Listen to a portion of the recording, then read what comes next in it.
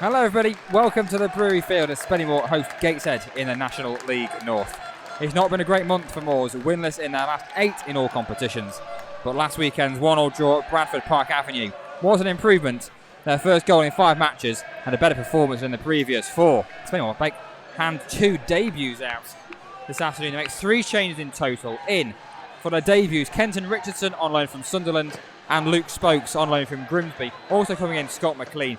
Out of the team, dropped Carl Magna, who is suspended for his red card for 2 yellows at Brackley a week and a half ago. And also dropping out Brad Abbott and Stephen Thompson. They both dropped to the bench.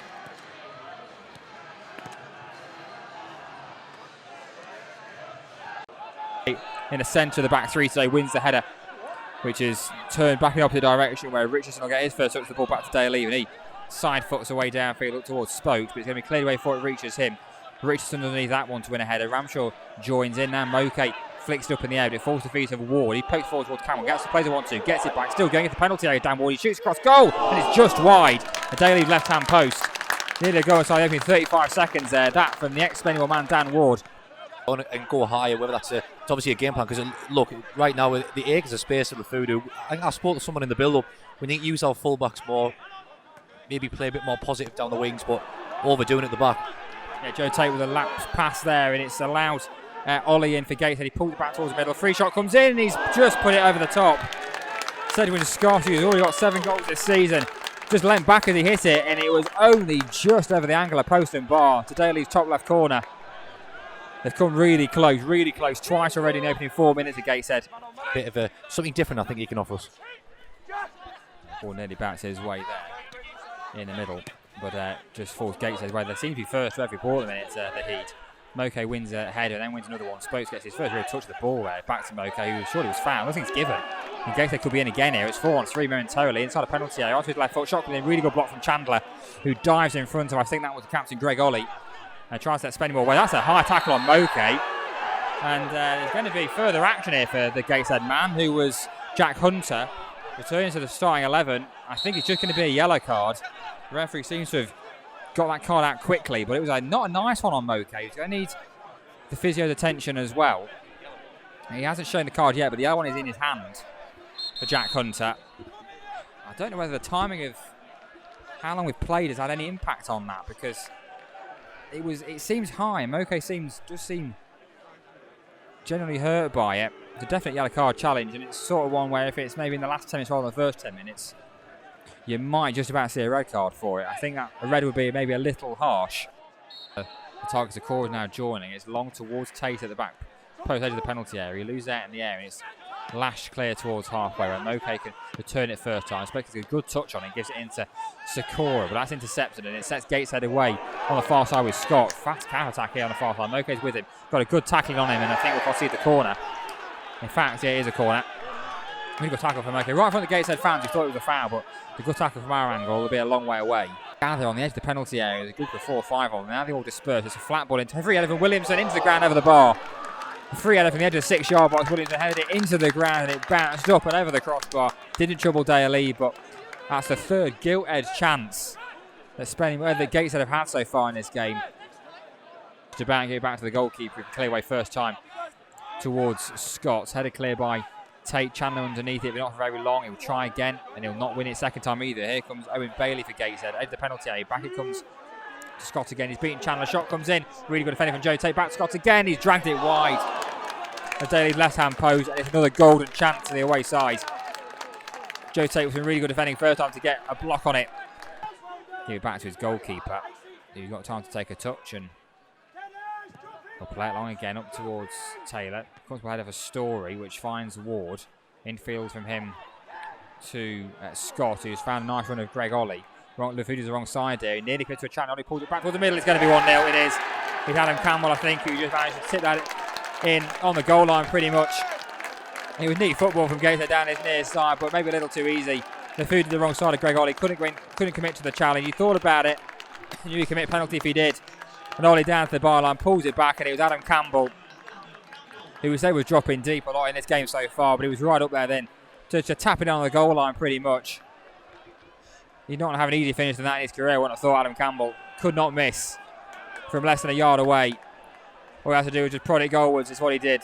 Dropping points, but we haven't gained any ground on them. They're going to make up, so yeah, hopefully a chance here right at the end of the half.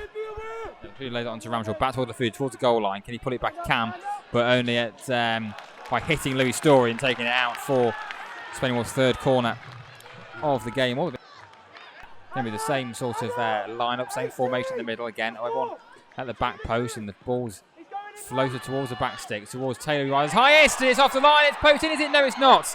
Keeper man can just keep hold of it, and in the end, then Joe Tate. There's goal. There's a bit of a scrap now. He's going to be a red card. The red card's out, and it's for Joe Tate. Tate's off. I think the ball's in the keeper's hands, and Tate kicked it out of the keeper's hands, who needs attention. The keeper's down inside the goal. The physio is being waved on really, really quickly, and Joe Tate is red carded. I'm pretty sure it's Joe Tate. It is. Who trots away from it. The ball seemed to be in the keeper's hands. It was a scrap right underneath the crossbar. Taylor won the header, which seemed goal bound. It took a nick off somebody. It took a number of ricochets and deflections. It moved around the place. It ended up in the keeper's hands in the end. And I think Joe Tate's then kicked the ball out of the keeper's hands a little bit too aggressively in the referee's opinion, who was very, very quick to that decision. Very, very quick to show the red card to Joe Tate. And we said the dynamic of the game might change. Spennymoor got an equaliser. Well, the dynamic of the game has changed, but for a different reason. Spennymoor down to 10. The keeper's going to be all right after attention. Trying to hear what Joe Tate's saying as he walks off here. I think he's saying the ball was there for him to try and win, but who's nipped away from it. Goes down and wins a free kick. Oh, that's a bit naughty, Madam Campbell. Who launches the ball at John LaFood once that free kick was given. And Ramshaw was quick on it in on the referee there to have a word. I think Adam Campbell might have got away with the fact that the whistle might have gone just late enough. He's got away with that. But that's a certainty of a yellow card normally. Is that Ryan Horvath to come on? Well, not just yet, because Richardson takes that free kick towards the food, towards the bar line. Beat his man, cross country, not a bad one, towards the back post. Everybody, Taylor's there. It's a Dickery generated 12. McLean is 1-0. McLean equalises for Spennymoor. Got it back on his right foot. Goal from nothing, really. And Scott McLean gets his third of the season. The Brewery Field erupts. 70 minutes on the clock. It's one apiece. I don't think anybody quite saw that coming. Joe Tate was leading the celebrations down below us. Out of the dugout. He ran out of the touchline for a second. It's a shame because Ramshaw won the second ball header as well, but Gateshead somehow are going to just have a little breather here. Although actually they're not, because they're going to get on with that throw and try and get it forwards. The attendance, by the way, today is 1,690, I believe. There's over 250 from Gates on that far side from us. Good defending from Kenton Richardson. Clears it away downfield. That's equally good defending in return for the Gateshead man. Story on that far. He'll chest it down and play Gateshead into possession. Moke with a good tackle. Mason. Oh, he can't quite see it off, and it's in further toward. It's pulled back, and it's 2-1 to Gateshead. And it's the number 9, Paul Blackett, off the bench, who finds a shot which nestled in Daly's bottom right corner.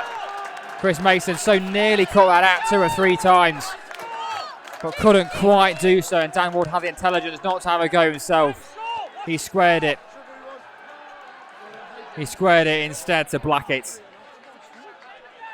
And Blackett's first time shot was precise. It's the first shot on target Gateshead had in the second half.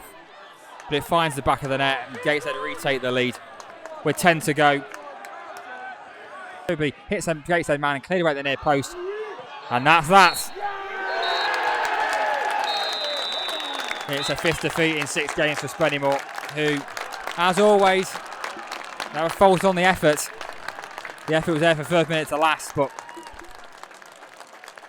the performance which wasn't helped with Joe Tate's red card at the end of the first half. They made a fight in the second half when Scott McLean equalised on 70 minutes. Made for a bit of a grandstand finish, but a little bit of a defensive slip up. Chris Mason not quite managing to clear his lines when he had 2 or 3 chances to do so. Allowed substitute Paul Blackett in to net the winner. And the bad run continues for Spennymoor. And there's no easier way of putting it than that.